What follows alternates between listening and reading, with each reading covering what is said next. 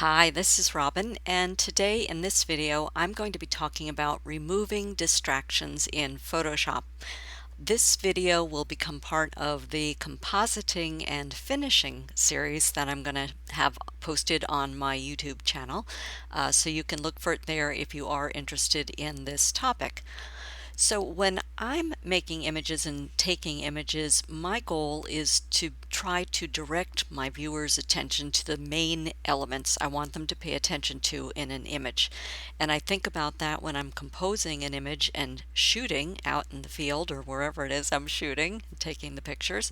And I also think about it a lot as I'm doing post-processing in Photoshop.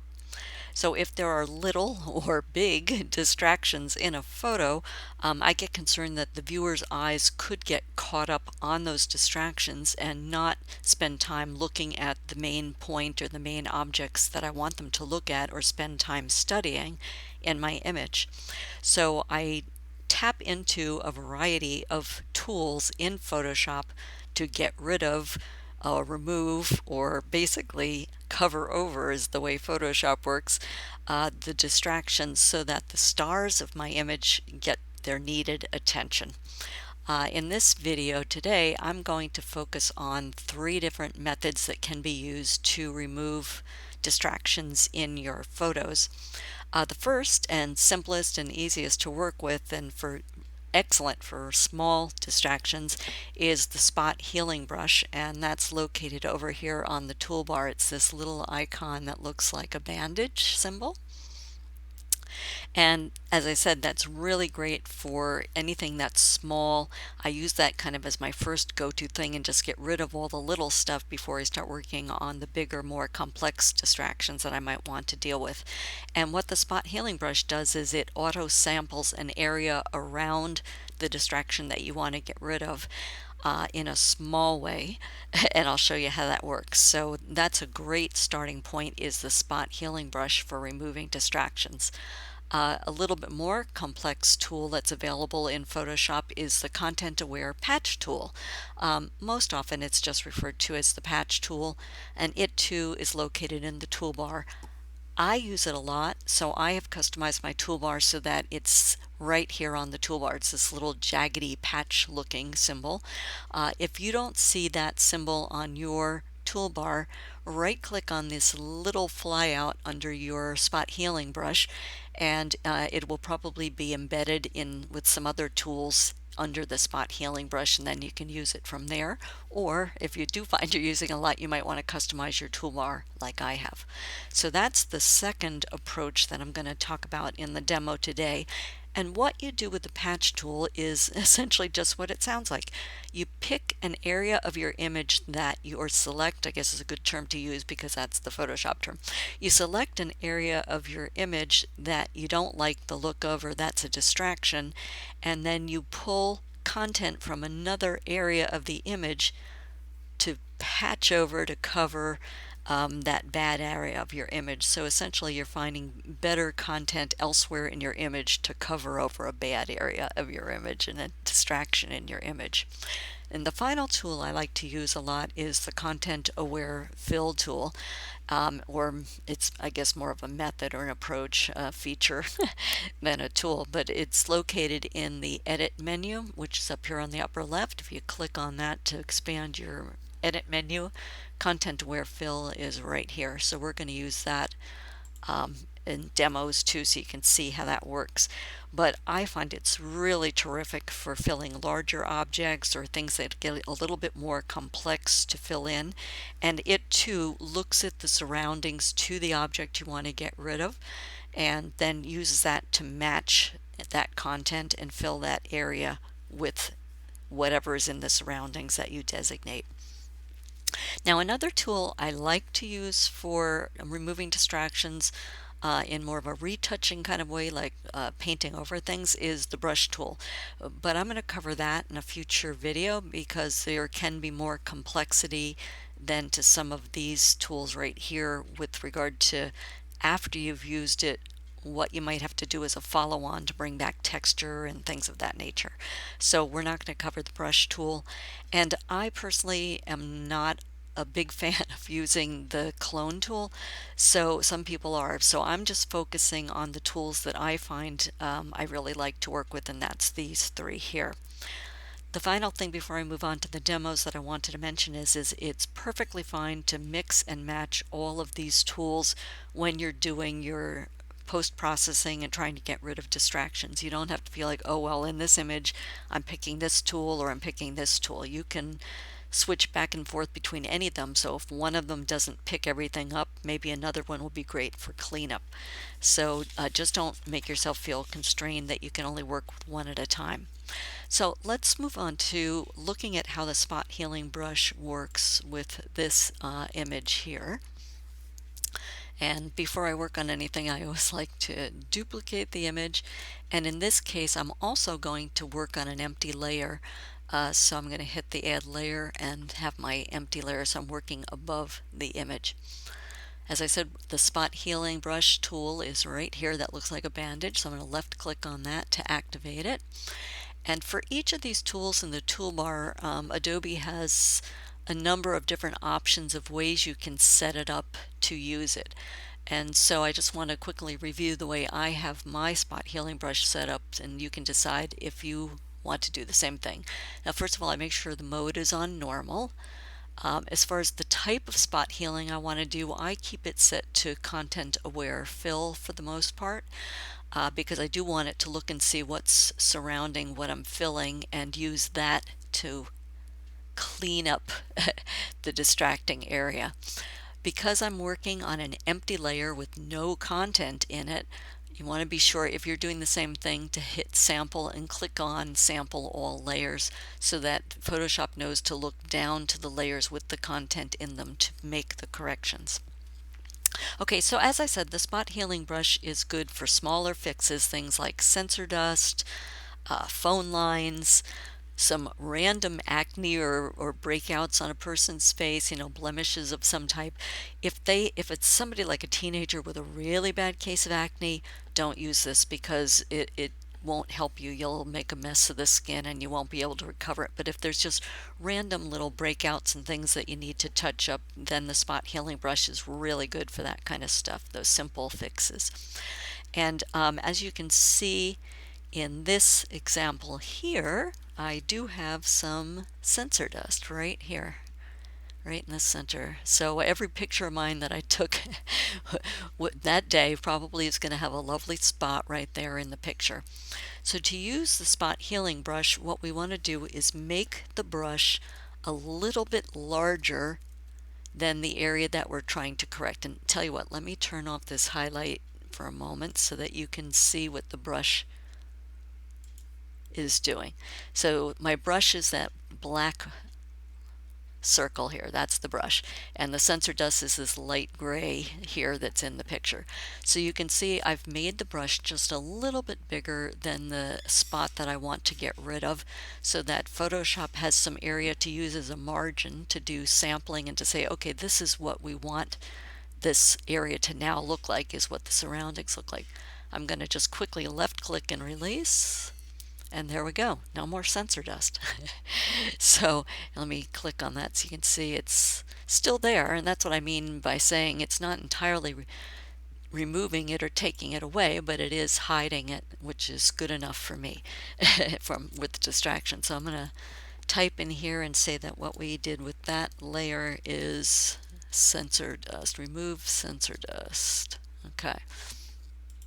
Now I'm going to create a new blank layer, and I want to get rid of these phone lines here. So, I mean, it's a nice neighborhood shot, and I find it distracting to see all of these lines going across the picture here. I mean, neighborhoods do have phone lines, and in fact, I do plan to leave these right here, because that would be a more realistic thing to have in a neighborhood. But I think it just detracts from the neighborhood scene to see all these lines going across here. So we're going to get rid of phone lines using the spot healing brush. Let me see if I can get this bigger. There we go. Okay, so again, you can see how large the brush is because it's the black circle there. So I'm going to get that a lot smaller. So we're just focusing on that line. And I'm using a mouse to do this, but you could certainly use a stylus too. And I'm just going to paint along. And sometimes it works better to just do things in small little stretches. Okay, and again, left click and hold the left button down and just paint and release. There we go. So now we've removed that section of phone line, and now it looks a little weird that these two little protuberances are sticking out here because there's no context for them anymore with that line, with that phone line gone. So I'm just going to left click and drag just down to the edge of that, and now left click and drag down to the end there. And that missed a little piece, so I'm going to left click and release. And here I'm going to left click and release. Okay, so we got, oh, and there's a little line here that looks like we don't need that there either. Okay, so that's a nice quick way to get rid of the phone lines, but there's an even faster way to do this. I'm just doing some cleanup where there's some smudge left in this guy. If you have a relatively straight line, you can use the spot healing brush in an even quicker way. You left click with your mouse, press and hold the shift key, go to the opposite end of the straight line you want to remove, and left click and release again. And you don't have to draw along that whole distance. Now it saves the time. There's still some little pieces that get left behind here, but it could have been because it wasn't a perfectly straight line too. So let's try it again here and see what happens. Left click, shift and hold, left click. There we go. Now I'm going to make this brush a little bit bigger because we have, see this little whole area here. I'd like to get rid of that because there'd be no context for it without the phone line there. So I'm going to left click, shift, hold, and left click down over there. There we go. And up here we have another straight little component, so let's make the brush a little smaller. Left click, shift, left click. Okay, now one thing to pay attention to, and I'm just going to get rid of a couple more of these just because it'll look better if you can see what it can look like.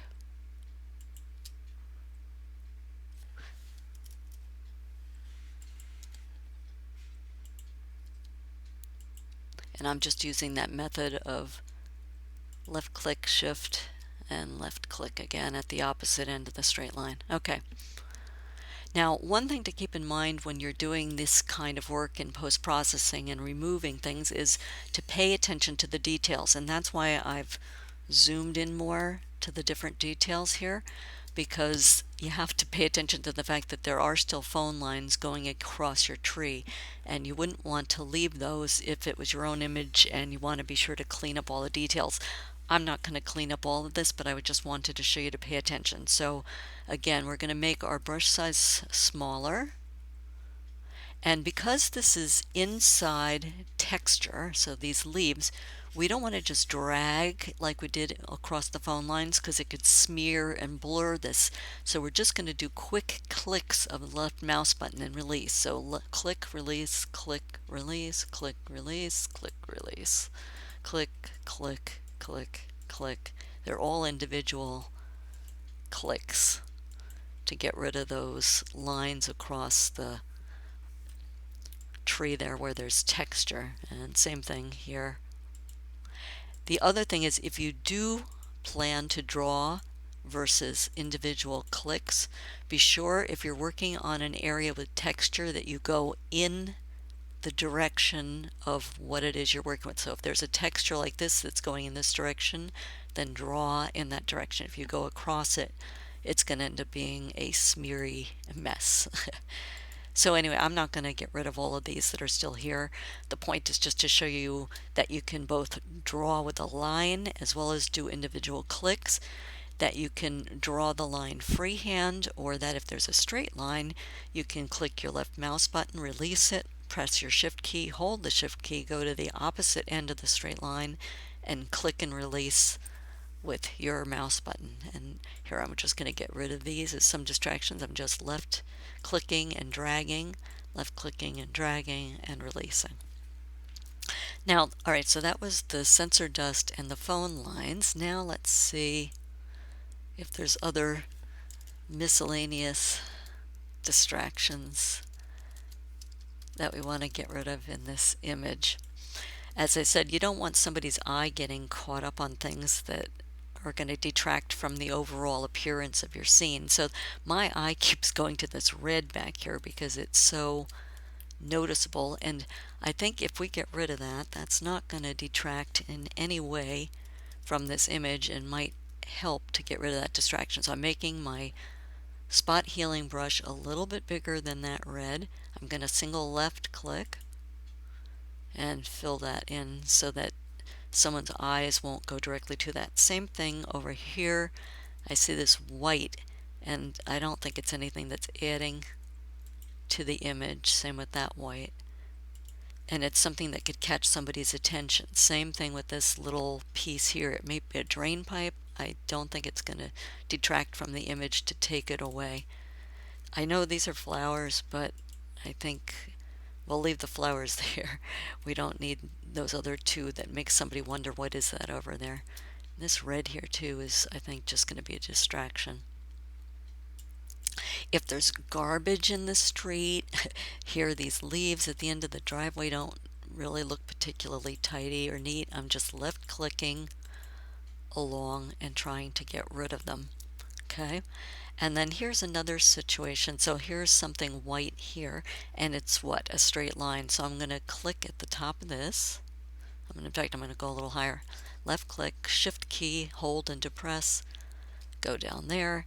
And I don't like the look of this cement thing here because I don't think that adds a thing to the image, and it could just be a distraction. Now I'm going to left click, left click. There we go. Alright, so now let me zoom out. So we've gone from the image with these various distractions, including the sensor dust, to getting rid of the sensor dust, the phone lines, and that's other little miscellaneous things that could catch your viewer's attention. Okay, so that's that image. Let's move on to another tool, and let's move on to the patch tool, which I said is for a little bit more complex types of changes that you want to make and distractions you want to remove. So here's the image I'm going to use for the patch tool, and the patch tool is right here, right below my spot healing brush. It's the one with the jaggedy edges, and I'm going to duplicate my layer, and let's see if I can work on an empty layer here too, just to be on the safe side. So as I said, the patch tool is used to cover content in one part of an image with content from elsewhere in the image.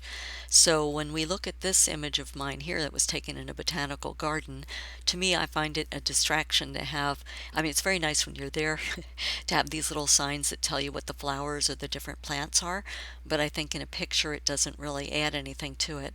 And it was a particularly droughty, hot, dry year here, so some of the garden is drying out, so there might be something that we can do to help fill this in so that it looks a little bit more like a full garden. And even though the path bent, it sort of looks like these plants are growing out across the pathway, so maybe that's something we can get rid of with the patch tool also. We've got our patch tool active on the toolbar. And as I said, for each of these tools, there's different options that we can use. So again, I keep mine set to content aware fill so that when it's doing the patching, it's trying to match with the surrounding area. I keep my structure set to 4. So structure options run from 1 to number 7 in terms of the range, and what the number represents is how closely the patch matches the image pattern of what it is that you're surrounding it with. So I keep mine 4, which is close to the middle. And I also keep my color at 4. So again, the color levels run from 0 to 10, and that's giving you an option of how much you want the level of the colors to blend. And then just like with the soft healing brush there, I wanted to have it sample all layers since I'm working on an empty layer. Did I say the soft healing brush? I meant the spot healing brush, sorry. Okay, so the first thing I'm going to try to do with this patch tool is, let me enlarge here a little bit so I can see what I'm working on. And I'm going to depress my left mouse button, and I'm going to draw a selection around this little sign that I want to get rid of. And I'm going to try to get close to the edges of that sign, but not too close. I want to again leave some margin around it so that the content aware will know what it has to work with. I'm going to left click inside the selection I just made with the patch tool, and I'm going to drag it to the area of the image that I want to use as the patch. And so I'm picking some adjacent area here, and I'm looking to see what looks like it'll fit in that area. And right about there I think looks like it fits to me. When you find the area you want, you release the left mouse button and you've got your patch there. So this has left a little bit of a black area, so I'm going to grab again, left mouse click with the patch tool, draw around the area that I want to patch, and then click inside with the left mouse button depressed and pull to an area of the image that I want to become the patch to hide the distraction, and then release. And if we're getting things that look a little funky, you just keep doing it till you get something that looks a little bit more realistic in what you want. So I'll pick another edge. There we go.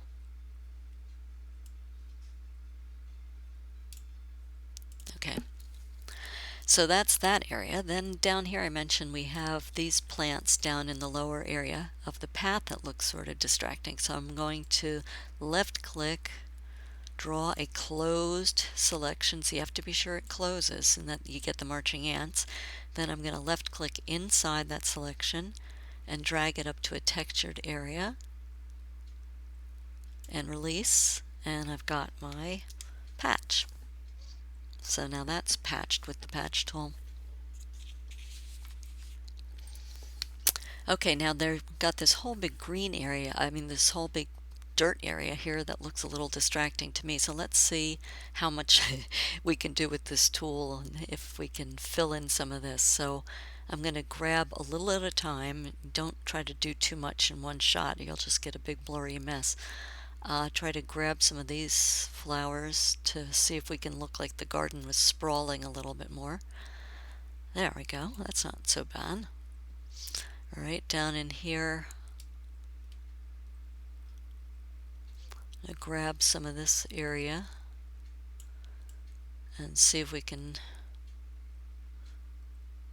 fill in some more over here.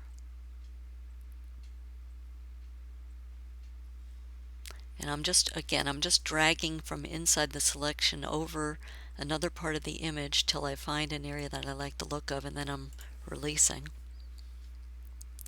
So maybe some of this can get filled with some of this. Let's try that. So I'm going to draw my patch source over in here.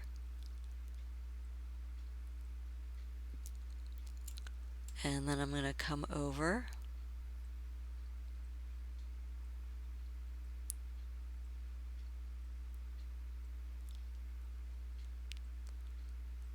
there we go, and release, and then let me patch. This middle section looks too repetitive, so let me try to cover some of that. There we go. Alright, so we filled in that part of the garden. This is kind of black here. So to me that's a distraction that I'd like to try to get rid of. So let's see if we can grab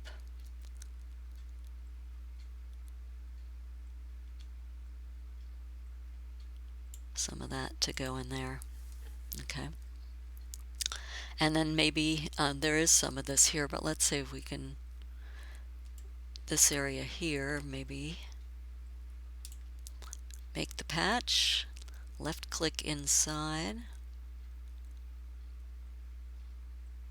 and fill in some more of these plants. Oops, over here.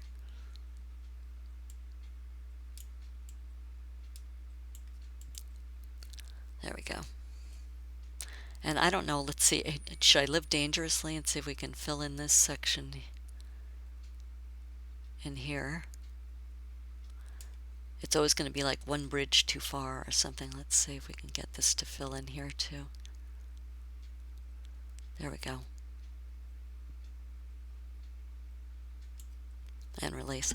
Yeah, so that's not too bad. So I'm not going to go nuts and try to get rid of all the black stuff, but it just depends, I think, too, on how much of a purist you are in terms of your photography. So, I mean, if it's a straight scene like this, and you're somebody who's willing to do those kind of patches, then the patch tool is a great option for you.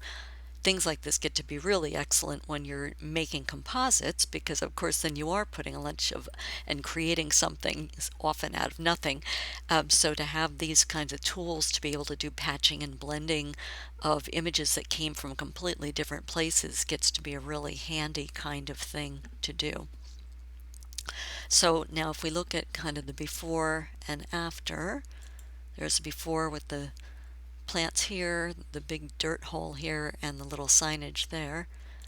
And then what we've been able to do in terms of getting rid of this, filling in this area of the garden and getting rid of, we've ended up with a pretty nice picture. So that's the patch tool. You can use, you don't always have to select using the patch tool itself and drawing like I did in freehand drawing.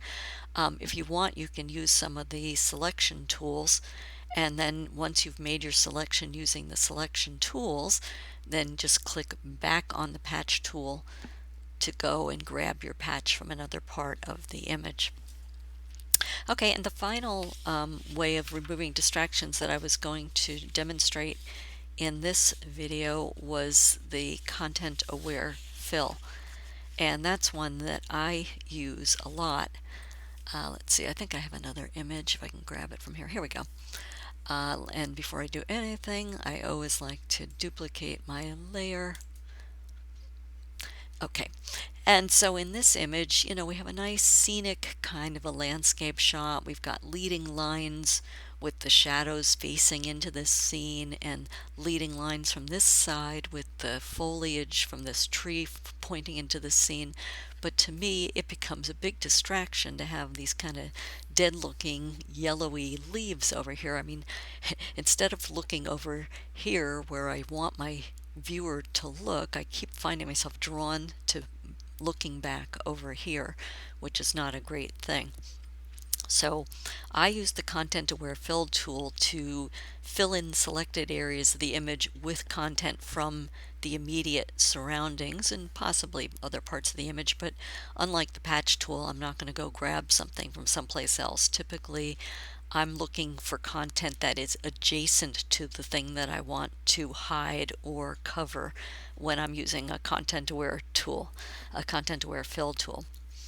So to do this, I use the lasso tool, which is this little icon right up here. It looks like an lasso. And I make a selection of the object that I want to hide or fill over. So I'm going to trace around this dead yellow plant, and I'm only going to grab this one section for now. I definitely don't think it's a good idea to try to grab and fix too much at once. So make that closed selection so you get your marching ants. And then there's two different ways you can get to the content aware fill interface. So you can go up here to the upper left to the edit menu, click on that, and come down to content aware fill and click on that. and that puts you into the content aware interface. And you have your image that you're working on the left, your preview in the center that lets you see where you're working and what you're doing, and then your settings panel over here on the right. And I like to use an overlay color of pink because I rarely have that kind of color in my images. My personal choice is to keep it so that it's indicated as the sampling area rather than the area that we want to exclude, because that helps me see what do I want to draw on to fill this area. That's what the sampling area means. I keep it set to auto. I also keep it on color adaptation on the default. Depending on the image I'm working on, I might change the rotation adaptation from none, which I'm leaving it on for this image, to one of these other settings, because if you have rounded objects in your scene and your fill needs to rotate a bit, you might find you need that adaptation. I don't have those kind of things going on in this image. So, for instance, if you have a building maybe with a rounded edge, or a piece of furniture with a rounded edge, you might want to experiment with that and see if it helps you. And then you also have a choice of setting output settings. I like to output to a duplicate layer because I like to see the changed layer versus an empty layer. So if you do it to the current layer, you're writing over your current layer. I never like to do that in case I goof something up and want to get back. A new layer would just put your change onto a transparent layer, and I like to see my change in the context of the full image, so I personally prefer to leave it on duplicate layer. Okay, the tool we're working with in here is the sampling brush, which is right up here. There we go. And if you can see in that sampling brush, there is a minus sign. So right now, if I paint with the sampling brush, I'm going to be taking away areas of the overlay that could be used. So these are areas of the image that might be used to create the content fill for this area. And I don't need all of this. The area I want to fill is sitting right in this area here. So I'm going to leave this branch here because I'd like this to start looking like it's this. And I'm also don't need all of this area over here, because if Photoshop thinks it should be using that as a reference for filling, it's going to get distracted because there's ocean over here, there's all kinds of wildly blowing different reeds that don't look like this area to me. So now let's look and see what's going on. If we look here, we see this is what I want to fill, the distraction I want to fill. Here's a reference point right here in this one piece right here. So if I look, I see that same thing, and it looks like what I've done is going to take away and hide that yellow distraction. So I'm going to click OK and go back to my image, and it's done a nice job of filling that in. So now we're going to go and try to get rid of the rest of these yellowy leaves over here. So again, with my lasso tool active, I'm going to make a selection around the next yellow leaf, and again, not go too crazy either in trying to select too much and staying relatively close but not too close to the edges. So again, leave a little bit of margin. Now, before I showed you to go up to the edit menu and come down to content aware fill, if you don't want to have to keep doing all that wrist action, you can position your cursor inside the selection, right click, and go to content aware fill right here, and you get the same interface. So that's what I prefer to do because it just saves some wrist action.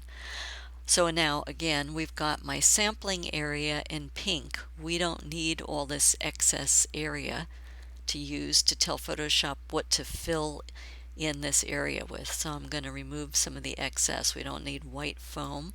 We definitely don't need another yellow leaf for these pieces here because they're the wrong kind of look for what I want to fill that area with.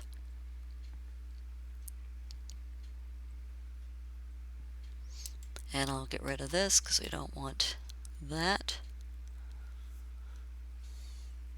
Okay, so again, let's look for a point of reference to see what our preview shows us is happening. So let me see, maybe I can get rid of this if it's still there. There we go. Yeah, so here's a point of reference we can look at in the preview, and that's right there. And to the left of it, we don't see that spiky leaf anymore, so that's a good thing. So I'm going to hit OK. And we've gotten rid of 2 of those yellow leaves. Again, lasso tool around this yellow leaf. Right click inside that selection, choose Content Aware Fill, click on it, and then use our sampling brush to get rid of things that we don't want there.